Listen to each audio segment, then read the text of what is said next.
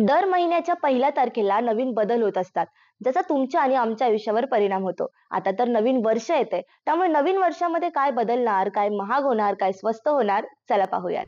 नवीन वर्षाच्या सुरुवातीला एलपीजी गॅसच्या दरामध्ये वाढ होण्याची शक्यता आहे, कारण महिन्याच्या पहिल्याच दिवशी किमती या ठरवल्या जातात.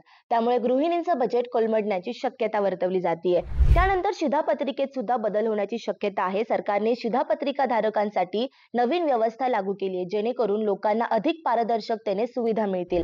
त्यासोबतच या नवीन वर्षामध्ये ईपीएफओ पेन्शन धारकांना मोठा दिलासा मिळणार आहे, कारण नव्या नियमांनुसार आता पेन्शनधारक देशातील कोणत्याही बँकेतून पेन्शन काढू शकतात.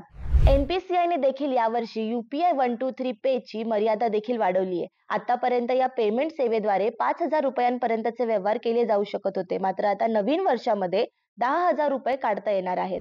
या नवीन वर्षात आरबीआय कडून देखील शेतकऱ्यांना मोठी भेट मिळण्याची शक्यता आहे, कारण हमीभावाशिवाय कर्ज देण्याची मर्यादा ही 2 लाखांपर्यंत करण्यात आली आहे.